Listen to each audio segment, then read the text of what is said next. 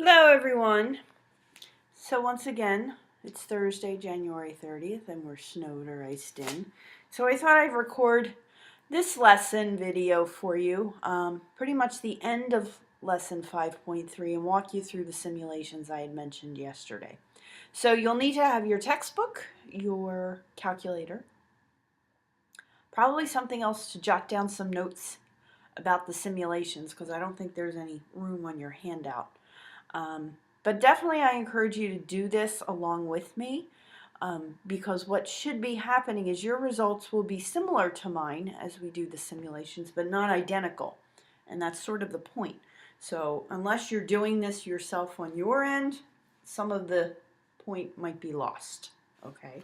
So I definitely encourage you to do this along with me on your own calculator. There's two that we're going to work through.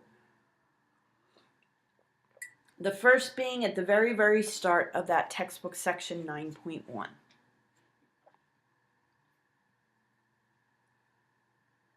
Let me get past this. So where we are, it's on page 562 and 563. This is sort of revisiting a problem we had done before in terms of heights of young women in the United States. I forget, it's probably back in Unit 4, I guess. There was a problem we did that put forth the notion that the heights of young women in the United States was normally distributed. And it's normally distributed with a mean of 64.5 inches and a standard deviation of 2.5. And you might remember that notation. That's what they give you there in the first paragraph. So remember the 64.5, the first value in the parentheses with that normal notation, is the mean, and the 2.5 is your standard deviation. So we're defining a random variable x as the height of any randomly selected young woman.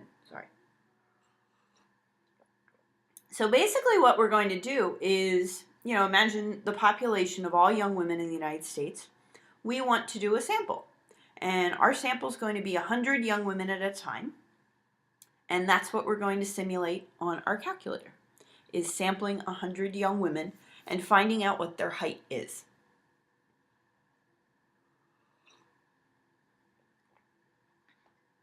All right, so this is where you'll need your calculator. So what we're going to do is we want to create a list and have the calculator just randomly pick 100 heights according to a normal distribution. So the way in which we're going to do that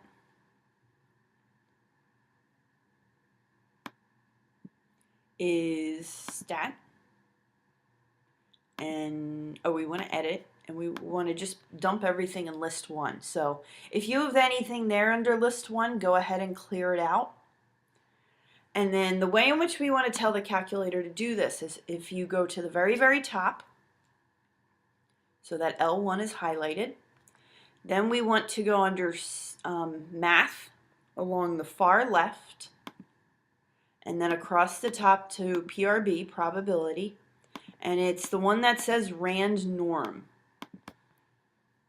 Okay, what that will do is randomly select 100 values for us according to the normal distribution we're going to indicate. And then just hit enter. So it should look like this on your calculator. And then we want it according to the normal distribution with a mean of 64.5. And then you do comma. And then 2.5 for our standard deviation, comma. And then we want 100 of them. And then you close your parentheses.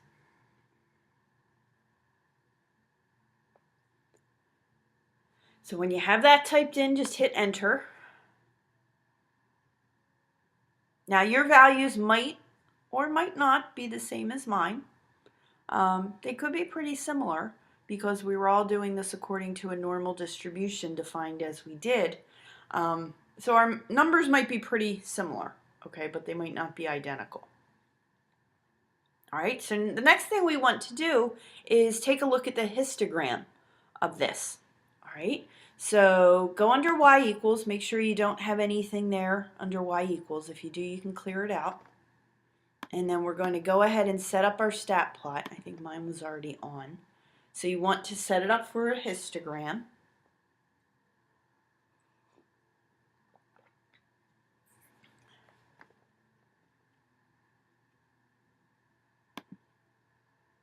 All right, and then they also do tell us, this is in number 2 there on that page 562. They recommend how to set up our window just so we're all kind of looking at a similar one. So if you go under window, this is how we want to set it up. They tell us to do our X's from 57 to 72. And I'm going to recommend that we set our X scale as 2.5 according to our standard deviation, because that'll give us, it'll make the next thing we do really, really easy.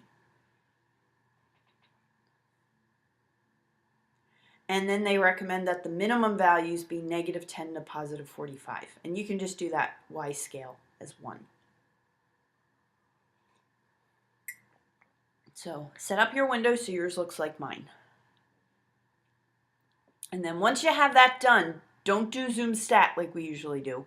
Okay, just hit graph.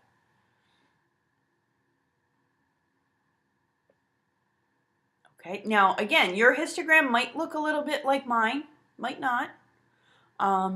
This is just how mine came out. I did this on another calculator, and mine kind of came out looking different than that. All right, but hopefully yours still kind of sort of looks like mine in terms of it being unimodal, somewhat symmetrical, which it should be. All right, because remember we did select these random values according to a normal distribution. So it makes sense that everybody's histogram is coming out somewhat symmetrical. I'm sure not perfect. I know the one I did on my other calculator was a little bit more lopsided. So, but this is how this one came out when I did it on here. Okay. So the next thing we want to look at is the reason I set up the window like I did. Now let's see, if I hit trace, it should be,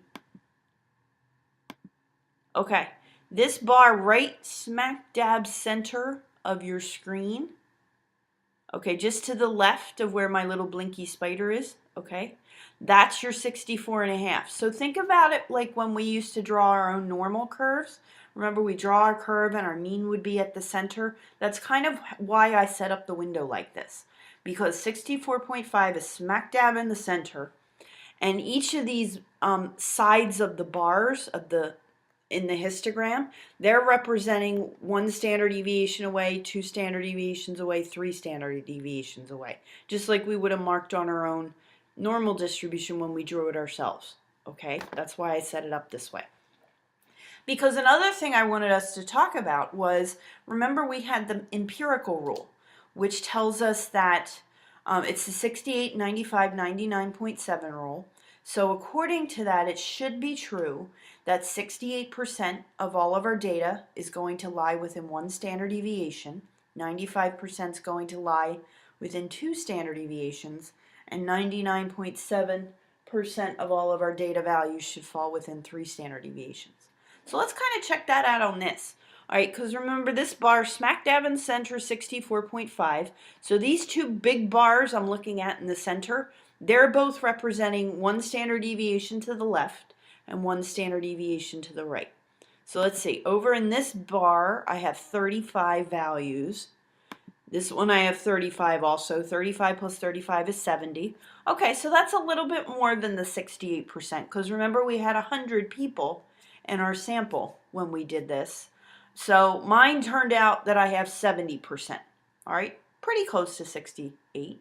Now when I did it on my other calculator, the way that one turned out, I had 35 in the bar on the left and then 32. So mine on my other calculator came out as 67%, which is pretty good. So a little bit close to that 68. So I'd be curious like what each of you have for yours. All right, so you might want to check that out on yours. All right, now how about 2 standard deviations away? So if we look at 2 standard deviations away, that's going to be starting at this bar here. So let's see, let me start adding up. So that's 18 there. And then the 2 were in the middle were both 35. And then this one here is 10. So if I add those up, I get 98%. Okay, so again, a little bit higher than the 95% that we would expect. Again, when I did it on my other calculator, I got exactly 95%. 95 out of my 100 values were lying within 2 standard deviations. So again, you can kind of compare what yours is. Okay.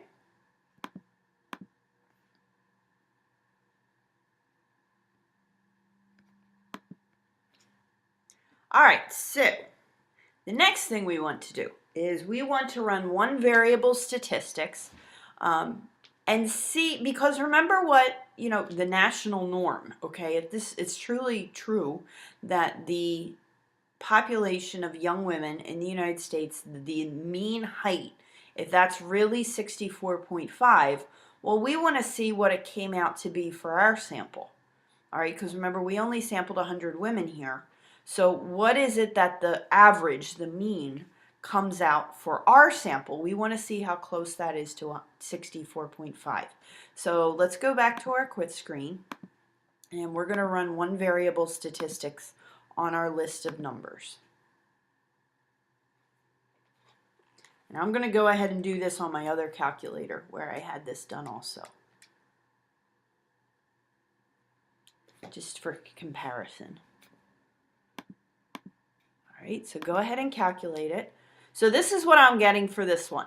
Okay, so with the 100 women I had in my particular sample, I got an X bar of 64.33. Maybe I'll just round it off to hundredths.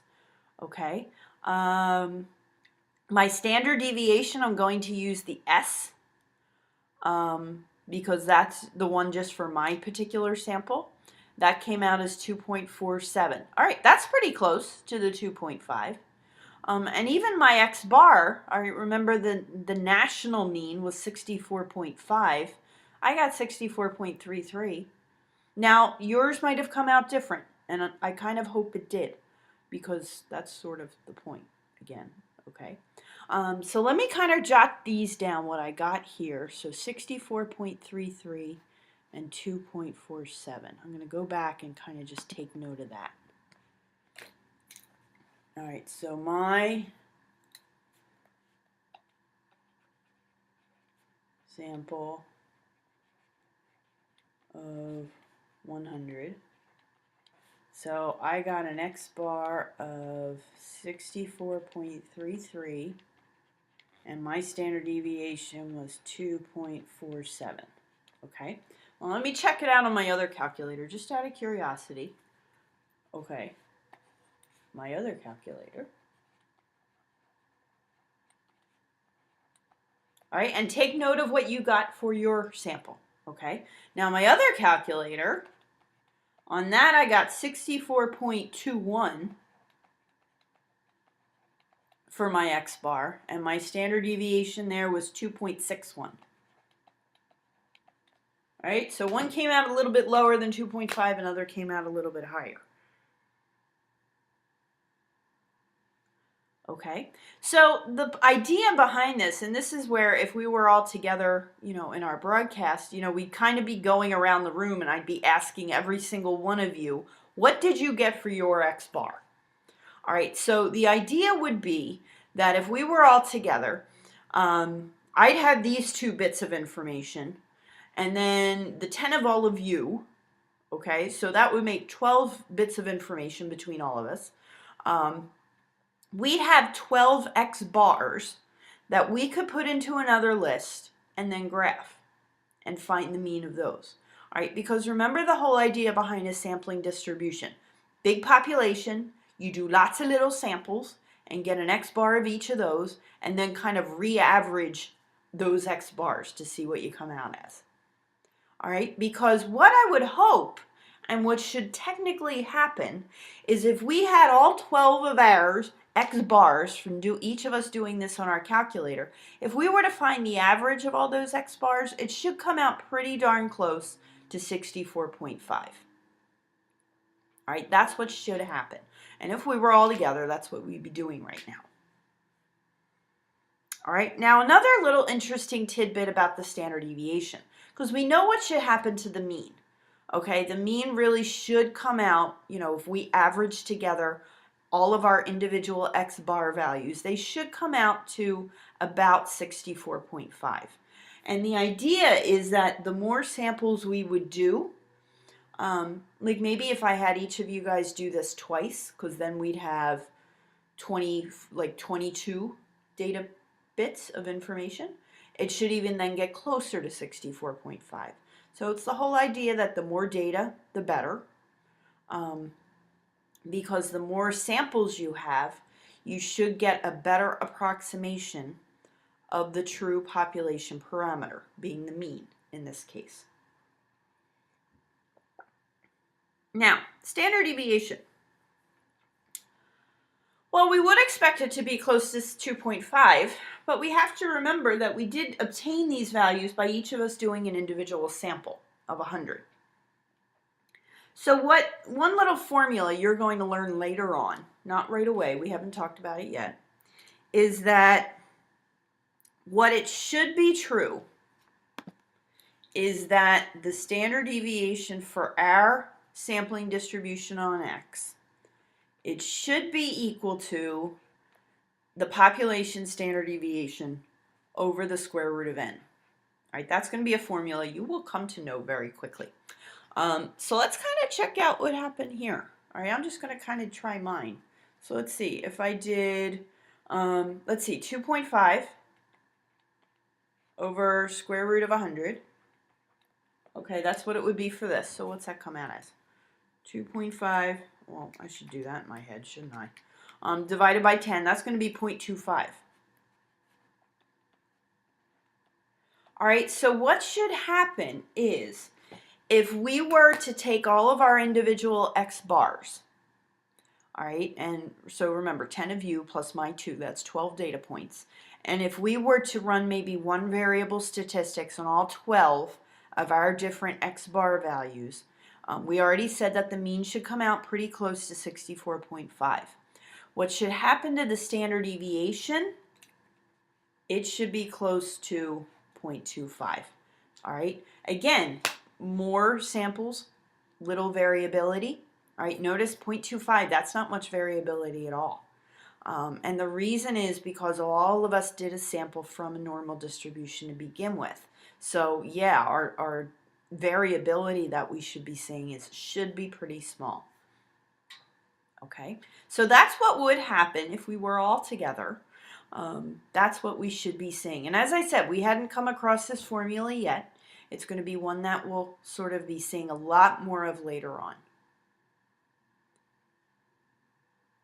Okay, so hopefully, you know, again, the big picture idea behind this is that, you know, one thing I keep saying to you over and over, when we're talking sampling distributions, what we're really talking about is having a big population, all of us doing our individual samples from that population, each of us generating a statistic, in this case it was X bar, and then taking all of our individual X bars, looking at them collectively, and coming up with a new average to reflect those. And that's what should reflect the population parameter mu in this case. All right, that is the idea behind a sampling distribution.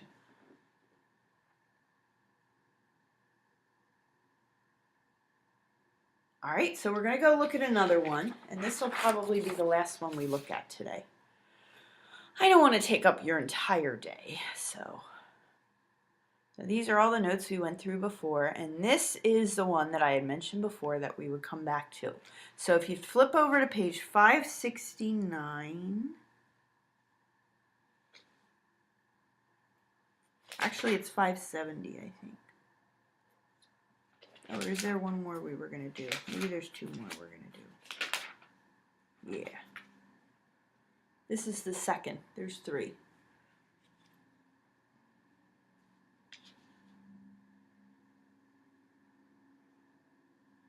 Or maybe we'll skip this one and do the other one. Yeah, let's just go do the other one. Because that one, I know it's going to take a little while to type in the numbers. This one is this one. So on page 577, it's about guinea pigs. and it's dealing with the survival times of 72 guinea pigs from a medical experiment. Apparently, if you look back to problem number 2.14, all the way back on page 151, I don't even remember if we had done this. It was probably so long ago. But anyway, we have 72 guinea pigs, and that's our population of interest, as it says. Okay, so our whole population has 72 guinea pigs in it. You might want to stop this because the one thing you're going to have to do is put all this information into your calculator. Okay, so I know you might have seen a peek of mine. I actually already have this done. I have mine under list 4. Okay, so you might want to stop this for a couple minutes and get all 72 of those numbers. You can put it in list 2 if you want, or put it in list 1, that's fine. I just wanted to have it done already before I did this recording, so I kind of hid it under list 4 on mine, but you can put it under any list you want. So take a couple minutes and you should have 72 values by the time you're done.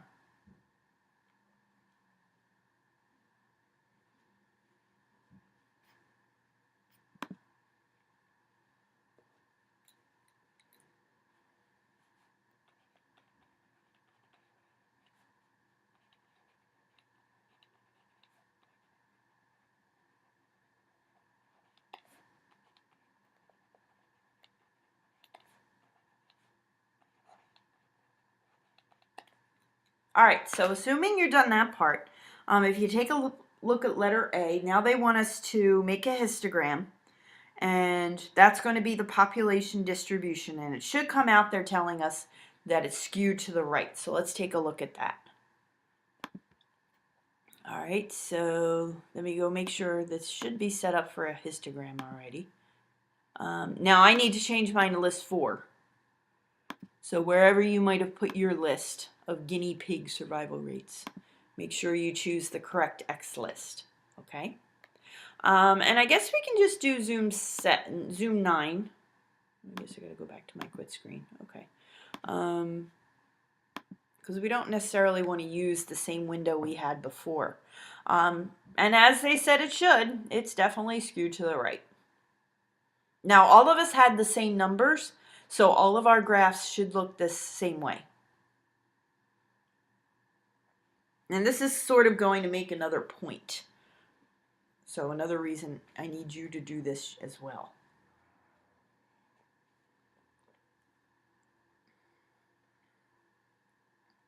All right, so that was letter A.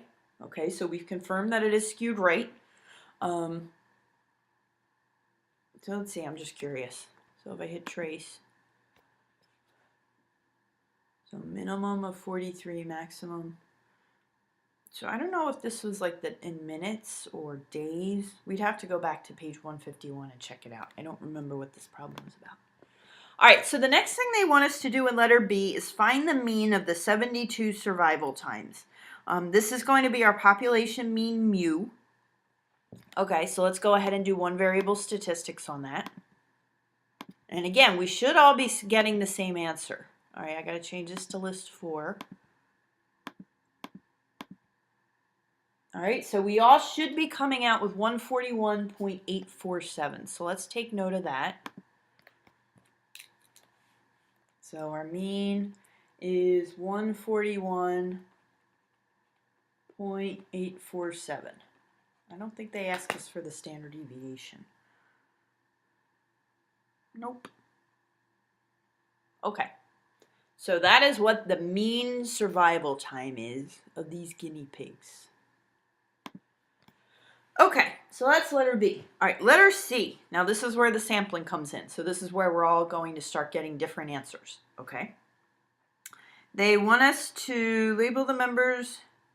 All right, so basically we're going to choose a simple random sample of size 12. So all of us are going to do a random sample of size 12.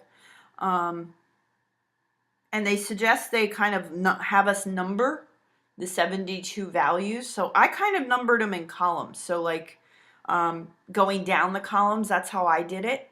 So just like down that first column, 1, 2, 3, 4, 5, 6, and then starting in the second column, 7, 8, 9, 10, 11, 12, so on and so forth. You can number them any way you want. You can number them across if you want. But what they want us to do is go to the back of the book.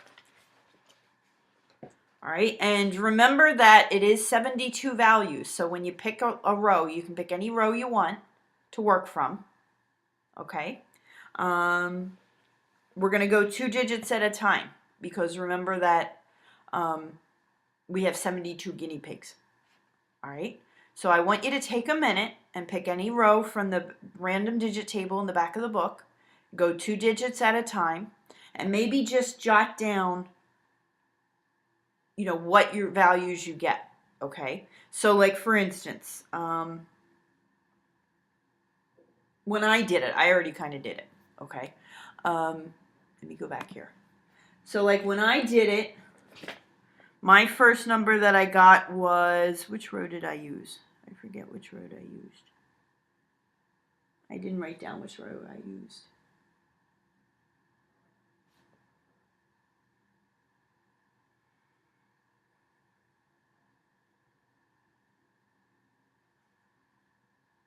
Oh, okay, so the first one I got was 69. I forget what row I used, but I know the first 2 digits was 69.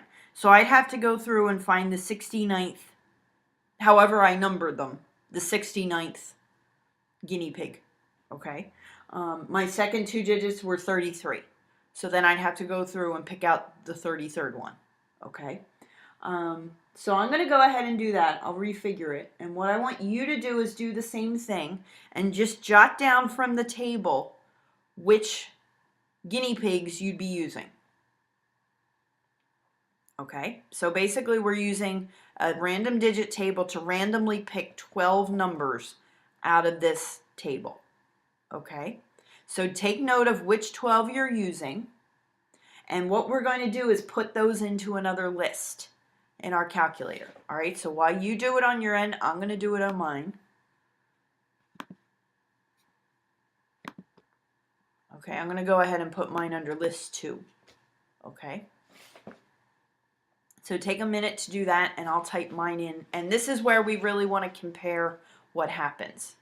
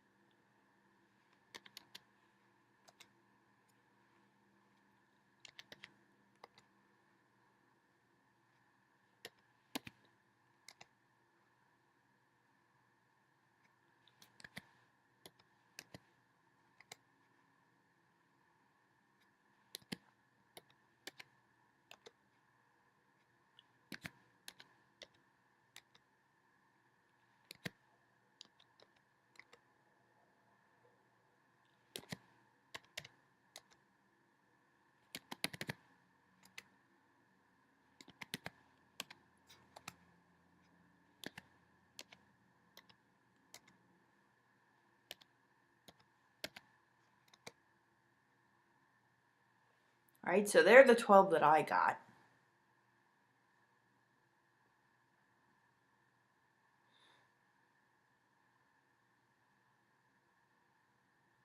All right. So once you have your 12 in another list, what we want to do is go ahead and figure out the X bar value, the mean, just of those 12. All right, so I'm going to go back and we're going to do one variable statistics. Let's go, there we go. And I happen to have mine under list 2, so wherever you happen to have yours. All right, so when I did my 12, I got 167.3 repeating. All right, so this is very, really what we should be seeing are, kind of similar to what we saw with that first simulation we did with the heights of the young women in the United States. All right, so we know, let's go back to our main page. All right, when we had checked out the mean of all 72 guinea pigs, it came out as 141.847. From my sample,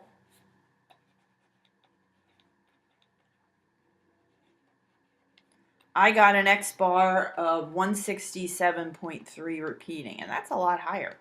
All right, so this is, again, if we were all together, I'd be going around the room asking each and every one of you what you got. All right, and I'd be making them a list for us, and basically we would take, your 10, this one, so that's 11. So we'd have 11 different X bar values, and then we would try to find the mean of those 11 X bar values. If we did that, it should come out pretty close to 141.847. All right, so you know what on your end, what you got for your X bar. You can, maybe yours is closer than mine was. Mine's not that close. And that's what we would expect to see happen. Okay, so again, hopefully you were doing this on your end, because if you weren't, kind of the point's going to be lost. We could easily go through and do this a whole bunch more times, and that would give us more data to have in our collection from which to find another X bar of all. It's sort of like an average of all the averages. That's really what you're finding.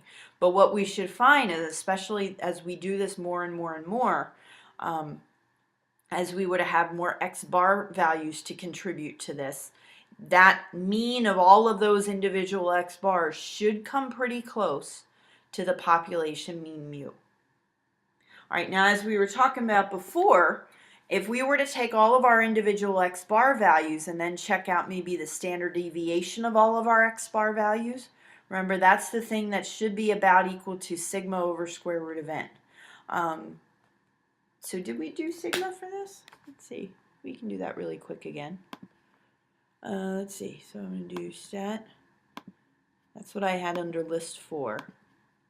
Let me do that really quick. I should have taken note of it, I guess. There we go.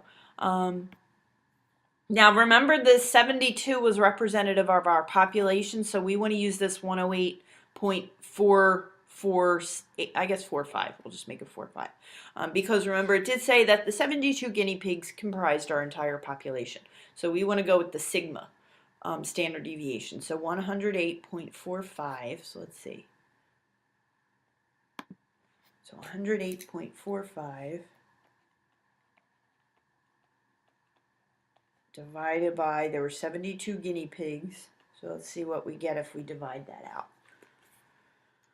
108.45 divided by square root of 72. So that's coming out as 12.78 about. Okay, so what this is telling us, and we'll be seeing this later on when we actually do talk about this formula. All right, notice how big the standard deviation was from the actual population. I mean, 108.45, that sounds kind of big.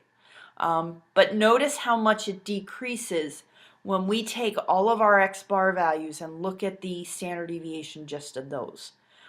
It comes down an awful lot. Again, the idea being, more data values, we're looking at the means of all of our individual distributions. There's going to be less variability. Okay.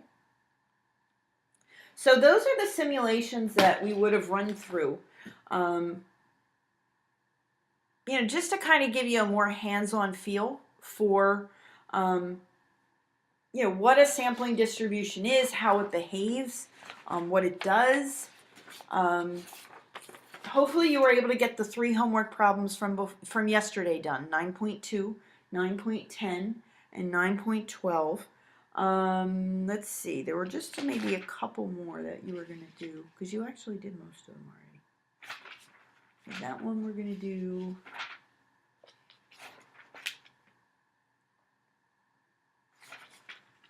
All right, so really I just want you to do one simulation on your own, okay? So the one I'd like for you to do, it's on that page 577 that we're on right now.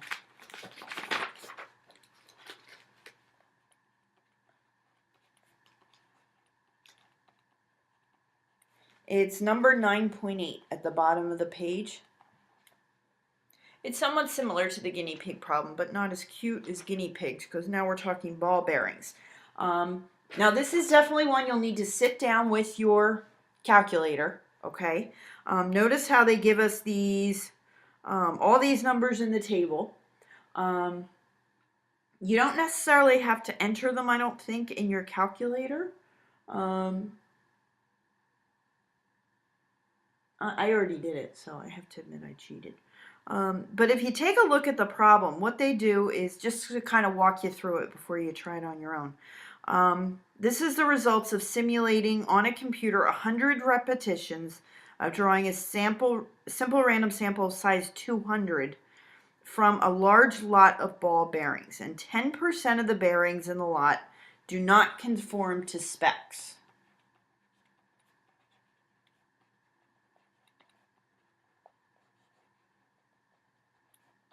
To specifications.